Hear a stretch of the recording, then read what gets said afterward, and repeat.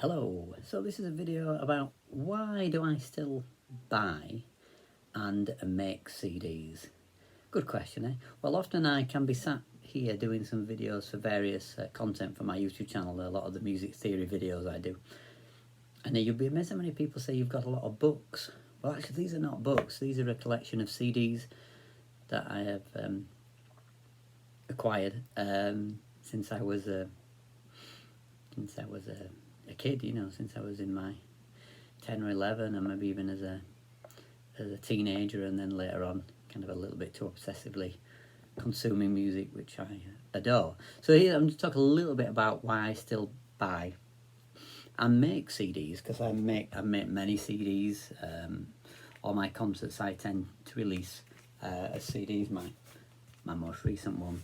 And I suppose the obvious one why I like CDs, and this is what I like to do when I make CDs, is to make a nice package, something that's got the information, so that's physically I can get my hands on it, and I can look at the artwork and enjoy that. I can see where it's recorded, and if there's any liner notes, which is obviously very beautiful in some of the ones I have behind. So I enjoy that about CDs, particularly the physical hand-on. I like walking, and I have a CD player, and I like to listen to an album as the artist intended it. So when I record albums, and particularly certain albums, I'm just trying to think of some, but like a concert I did in London, a solo piano concert, which has got the original title In London. That's the concert, start to finish.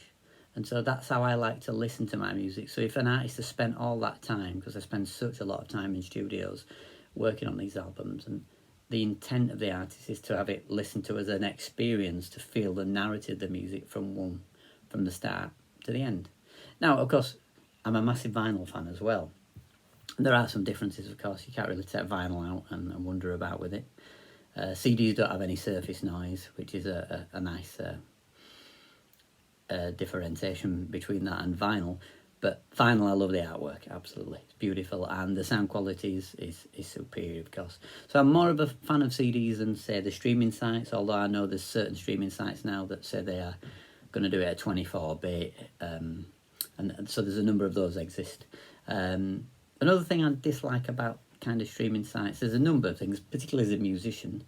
A musician gets much more of the royalties if you are to invest in the artist and buy the CD, for example, from a Bandcamp. More of that goes to the artist, and that means they can carry on making the music. And if you love that music, then and you want to support that artist, that's the best way. I can give you an example. Somebody will remain nameless to me, but a violinist that I know, and she had 6.5 million streams a few months ago, and she got £12.50 from Spotify.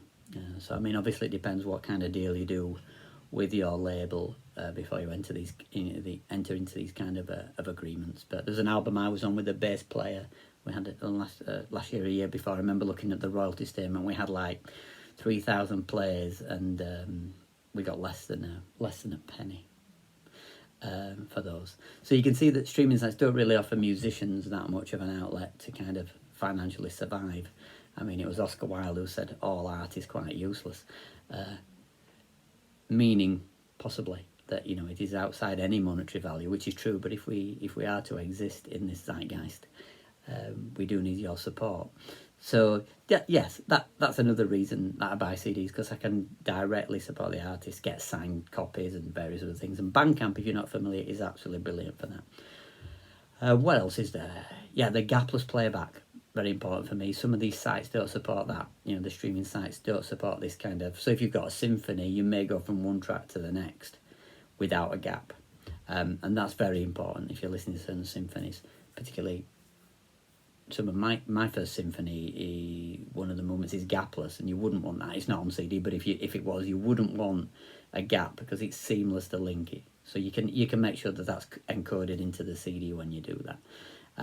So yeah, there are a few of my reasons really that I still buy CDs. So when people say to me, these are a lot of books, they're not books. So that's interesting, isn't it, in itself? So I do love CDs. I love the tangible quality of them, as I've said. So maybe if you love CDs, tell me why you love CDs. Tell me what I've missed, because I've missed many things, but I'm just scratching the surface a little bit about CDs So this is just a little bit of my collection of CDs. So anyway, that is why I make and buy CDs. Thanks for watching. Bye for now.